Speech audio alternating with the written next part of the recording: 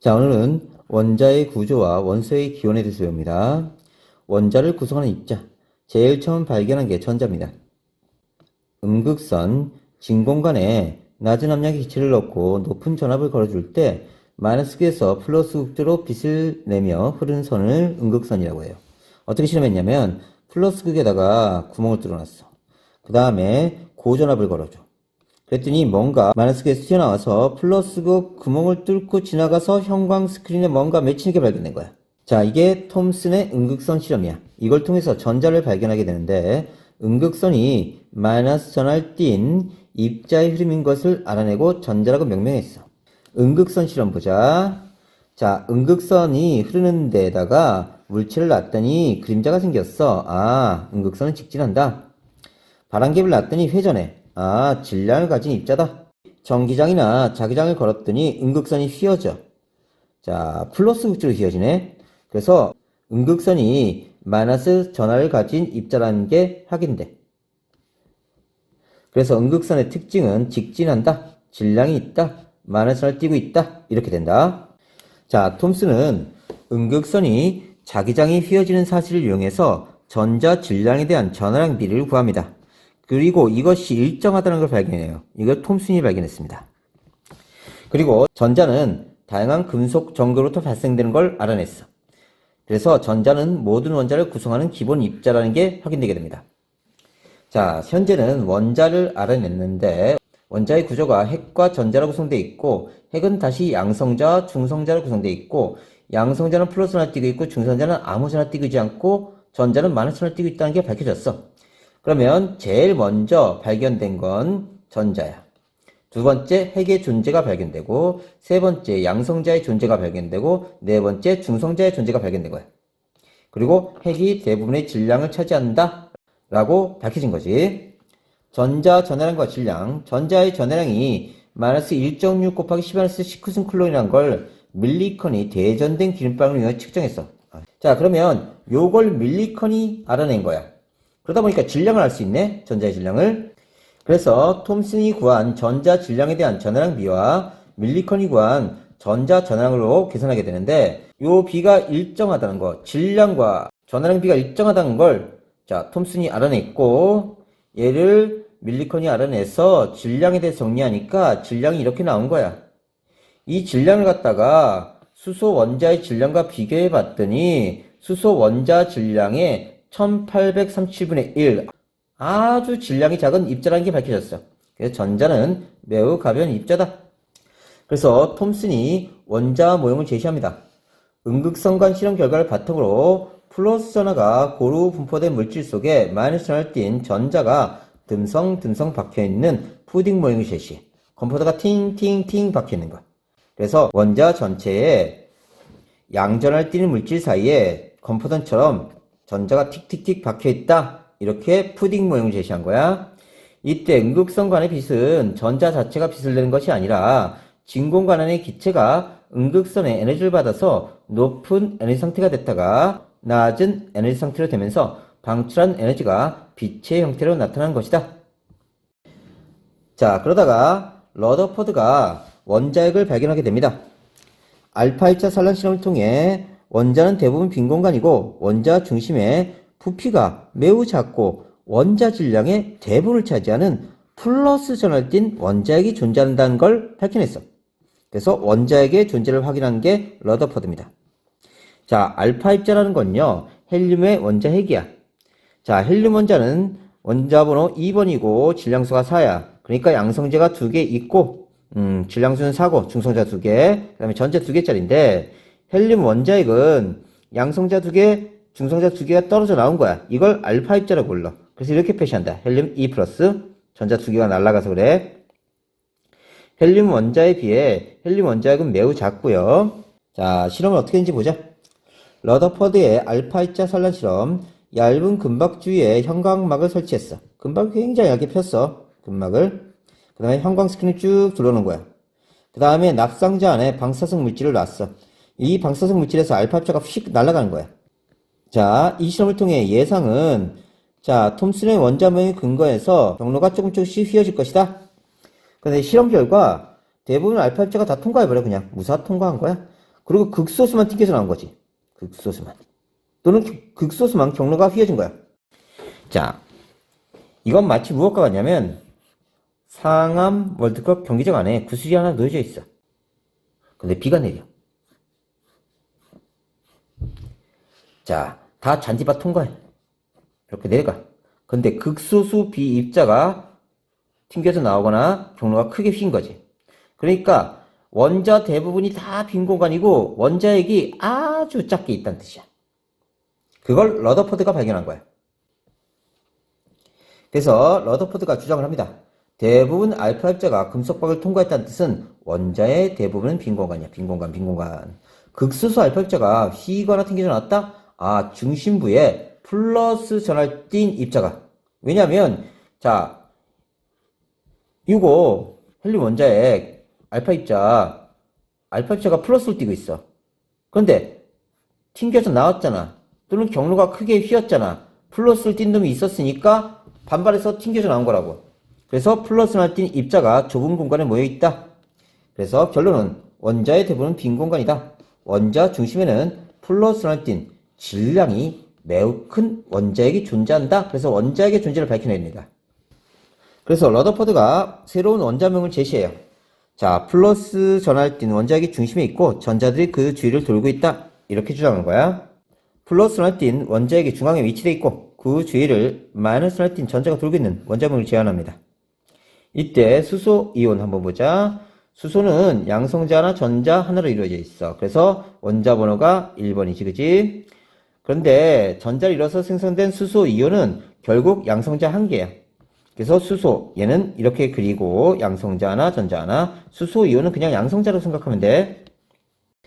양성자의 발견, 골드슈타인과 러더포드가 발견했는데, 골드슈타인은 진공방정관에 소량의 수소기체를 넣고 고전을 걸어주면 이번에는 플러스 극에서 마이너스 극으로 이동하는 입자 이름을 발견한 거야.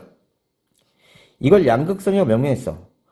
아까 전자는 마이너스에서 플러스로 갔는데 이번에 양성자는 플러스에서 마이너스로 갔다고? 자, 이 양극선의 정체는 아직 몰랐어요. 그러다가 러더포드가 양극선이 수소의 원자핵이고 양성자의 흐름임을 밝혀냅니다. 그리고 양극선의 질량은 방정관 속 기체의 종류에 따라 달라졌어. 그러니까 수소 원자보다 더 큰 원자는 더 많은 수의 양성자를 포함하고 있다고 제안한 거지. 자, 실험을 어떻게 했냐면, 자, 마이너스에다 구멍을 뚫어놨어. 그 다음에, 자, 플러스극 마이너스에다가 전압을 걸어줬어. 높은 전압을 엄청 높게 걸어줬어. 그랬더니, 전자는 요 마이너스에서 플러스극으로 갑니다. 그 다음에, 여기 수소 기체가 들어있어. 이 수소 기체는 어떻게 구성되어 있는 거냐면 양성자 하나, 전자 하나. 그 다음에 양성자 하나, 전자 하나가 이렇게 공유 결합되어 있는 거야. 근데 전자가 와서 얘를 때려버려. 그러면 얘네들이 분리돼. 어떻게 분리되냐면 양성자 분리되고 전자가 분리된 거야. 그러면 양성자는 마이너스로 쭉 가다가 구멍이 뚫려 있으니까 이렇게 가는 거지. 그러니까 수소기체에서 분해된 양성자가 쭉 가서 여기 맺히는 거야. 그리고 여기 있던 전자는 이쪽으로 가는 거지. 오케이? 그래서 이 양성자의 흐름을 밝혀낸 거야. 자, 러더포드는 양성자의 존재까지만 발견합니다. 하지만 원자의 질량은 양성자만으로는 설명 불가능했어. 왜냐면 헬륨의 핵전하는 양성자의 2배야. 그럼 양성자 2개니까 질량도 2배 돼야 되는데 질량이 4배라고. 질량이 4배야. 그래서 러더포드는 양성자 질량은 비슷하고 전할되지 않는 입자의 존재를 예측했어. 이게 나중에 중성자라는 게 밝혀집니다. 자, 그래서 원자의 구성 입자 발견 실험. 자, 첫 번째, 전자는 음극선 실험을 통해 밝혀지고, 두 번째, 원자핵의 존재가 밝혀지죠. 알파 입자 산란 실험. 세 번째, 양성자의 존재가 밝혀집니다. 양극선 실험. 자, 네 번째, 중성자가 밝혀져. 베를린의 알파 입자 충돌 실험을 통해서. 그러면, 자, 4번을 한번 체크하자. 자, 중성자의 발견, 체리기 발견했는데, 얘는 러더포드의 제자야. 베를린 원자핵에 알파 입자를 충돌시킬 때, 전할되지 않는 입자가 방출되기 위해서 발견하고, 중성자라고 명명했어. 그래서 헬륨 원자핵의 질량이 설명 가능했다. 정리해보자. 원자의 구조. 중심에 플러스를 띤 원자핵이 있고 그 주위에 전자가 분포한다. 원자핵은 플러스 전하를 띤 양성자와 전하를 띠지 않은 중성자로 구성되어 있다. 정리하면 원자핵과 전자로 구성되어 있다. 원자핵은 양성자, 플러스를 띠고 있다. 중성자, 전하 띠지 않는다. 전자, 마이너스를 띠고 있다. 그리고 얘가 대부분의 질량을 차지한다. 질량이 얘가 대부분이다. 전자 질량은 무시한다. 이렇게 생각하면 돼. 다시 그림으로 보자. 원자핵이 있다. 그치? 핵 안에 양성자와 중성자가 있다. 전자는 바깥에 돌고 있다. 근데 조심할 게 모든 원자핵이 양성자와 중성자로 이루어진 것은 아니다. 수소는 그냥 양성자 하나야. 그 다음에 전자 하나. 중성자 없는 놈도 있다. 원자핵 주위에 전자가 존재하는 크기. 원자 지름이 10의 -10승미터고 원자핵의 반지름이 이렇게 돼. 자, 그러면 어느 정도냐면 좀 과장해서 얘기하자. 월드컵 경기장이 있어. 구슬 하나 떨어뜨렸어. 여기가 원자의 크기다. 이게 원자 크기고 이 작은 구슬이 원자핵의 크기다. 그리고 질량의 대부분은 원자핵이 차지한다. 그 다음에 다 빈 공간이다. 오, 빈 공간. 다음 그러면 박지성이 뛰다가 자, 비듬을 흘렸어. 이 비듬이 막 돌아다녀. 이게 전자야. 그러니까 전자 질량은 월드컵 경기장 전체 질량에 비하면 무시할 수 있을 정도로 작다. 오케이? 다시 정리하면 원자는 원자핵과 전자로 구성되어 있다. 원자핵은 양성자와 중성자로 구성되어 있다. 양성자와 중성자의 질량비는 1대 1이다. 전자 질량은 거의 2000분의 1 정도로 작다. 무시한다. 전하량은 양성자의 전하량과 전자 전하량이 1.6 곱하기 10-19승 쿨롱이야. 자, 그래서 얘를 플러스 1로 놓으면 얘는 마이너스 1이다. 자, 질량은 양성자의 질량과 중성자의 질량이 거의 비슷하지만 중성자가 조금 크다. 전자 질량은 무시한다. 그래서 원자핵의 질량은 우리가 원자 질량으로 놓는다. 이렇게 생각해야 돼. 다음, 전하량은 양성자가 플러스 1, 전자가 마이너스 1, 상대값이다. 원자가 정기적으로 중성인 건 양성자의 개수와 전자의 개수가 같고 전하량도 같기 때문에 정기적으로 중성이다. 원자핵은 원자 전체 크기에 비해 매우 작지만 질량의 99.9% 이상을 차지하기 때문에 밀도가 매우 크다. 기본 입자수, 중성 원자의 경우 양성자 수와 전자 수가 같아요, 항상. 하지만 양성자 수와 중성자 수는 항상 같은 것은 아니다. 나중에 좀 더 자세히 할게. 자, 쿨럼의 개념을 한번 살펴보자. 이건 전하량의 단위다. 1A의 전류가 흐르는 도선의 한 단면을 1초 동안 지나가는 전하의 양을 1쿨럼이라고 한다. 이렇게 설명하면 알아들을 사람이 없어요. 다시 보자. 중학교 때 했는데 까먹었을 거야. 자, 농구꽃들을 이렇게 엎어놨어. 그리고 한 바가지 해물을 이렇게 준비한 거야. 이 한 바가지 안에는 자, 1쿨럼이 들어있어. 이걸 우리가 전하량이라고 해. 전하량. 쿨럼 바가지 같지, 그지? 1쿨럼. 이 안에는 입자가 몇 개 들어있냐면 6.25 곱하기 10의 18승 개의 전자가 들어있어. 자, 외울 때는 6.25 전쟁 나퍼 18 이렇게 외워. 자, 그런데 이 도선의 단면을 1세컨 동안 획 하고 지나간 거야. 1쿨럼이. 이걸 1A로 하자. 그러면 1A는 이 도선의 단면을 자, 1세컨드당 1쿨럼 한 바가지 물이 지나간 거야. 그러니까 암페어에는 시간의 개념이 반드시 들어있어. 자, 이렇게 연상하자. 우리가 미터하고 미터 퍼 세컨은 다른 거야. 자, 미터는 그냥 거리지, 그지? 미터 퍼 세컨은 1초당 몇 미터를 가느냐 이 뜻이야. 그러니까 쿨럼하고 쿨럼 퍼 세컨은 틀린 거야. 이게 암페어지, 그지? 얘는 1세컨드당 몇 쿨럼이 지나갔느냐, 몇 바가지 지나갔느냐 이 뜻이라고. 자, 그래서 1A는 시간당 흐른 전하량이다. 이렇게 정의가 내려지는 거야. 그러면 1쿨럼은 몇 개냐? 6.25 곱하기 10의 18승 개의 전자가 이 도선의 단면을 1세컨 동안 지나간 거라고. 자, 그럼 이걸 공식으로 하면 I는 T분의 Q야. T분의 Q. 이게 전하량. 이게 전류. 그러니까 전류는 시간당 흐르는 전하량이다. 이렇게 정의가 내려지는 거야. 자, 그 다음에 요걸 바꾸면 Q는 IT가 돼요. 그러면 1쿨럼은 1A 세컨드가 됩니다. 1A는 다시 1A는 1쿨럼 퍼 세컨드니까 1쿨럼 퍼 세컨드 곱하기 세컨드가 돼요. 그러면 세컨드 약분되고 쿨럼 또 나오네요. 그러니까 요 전하량 얘는 1A의 전류가 1쿨럼은 1A의 전류가 1세컨드 동안 지나간 것이다. 이렇게 얘기할 수 있네. 그래서 1쿨럼은 1A 세컨드다. 암페어가 쿨럼 퍼 세컨드다. 그러니까 약분되고 쿨럼 나온다. 오케이. 원자 번호와 질량수 한번 보자. 원자 번호는 각 원소마다 다른 값을 지니고 있다. 원자 번호는 양성자 수이자 중성원자의 전자수다. 자, 원자액의 전하량을 알면 원자 번호를 구할 수 있다. 원자액이 플러스를 띄는 것은 양성자 때문이다. 뭔 소리인지 보자. 원자액 전체 전하량이 몇 쿨럼이다 이렇게 주어진 거야. 양성자 한 개의 전하량은 자 쿨럼 퍼 개지. 개당 몇 쿨럼이냐? 그러면 자 얘를 이걸로 나눠주면 양성자 수 개가 나오네. 그지? 이렇게 구해주는 거야. 다시 보자. 어떤 원소 X가 있는데 원자액 전하량이 이거래. 쿨럼이다. 그지? 그러면 자 한 개당 몇 쿨럼이냐? 이걸로 나눠주는 거야. 그러면 10개가 나오겠다. 그지? 다음 앞에서 계속 했지만 원소 기호가 있을 때 왼쪽 아래 점자는 원자 번호다. 원자 번호는 양성자 수이자 자 중성 원자의 전자 개수다. 왼쪽 2차전은 질량수다. 양성자 플러스 중성자다.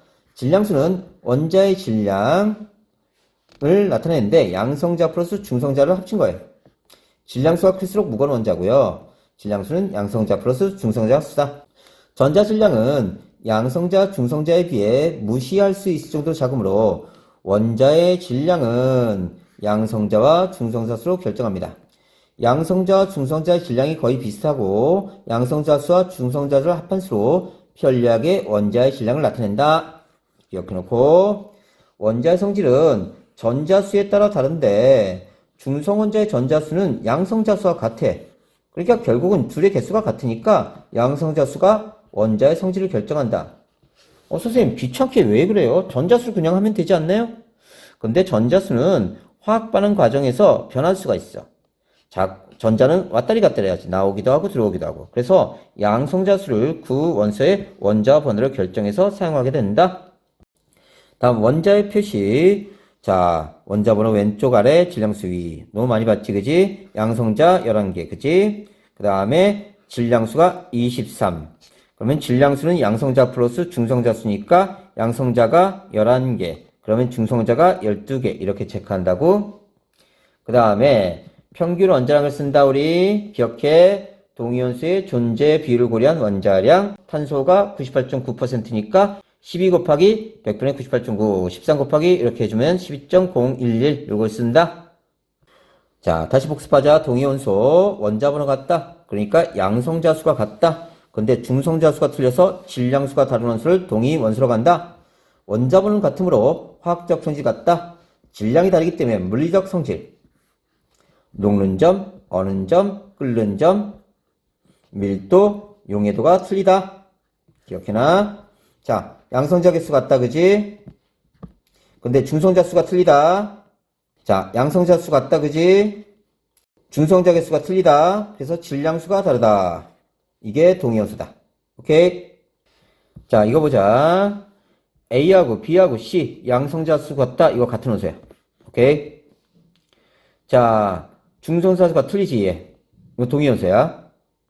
얘는 전자가 많지. 이건 이온이야. 다음에 얘는 다른 원소네. 양성자가 틀리니까. 오케이?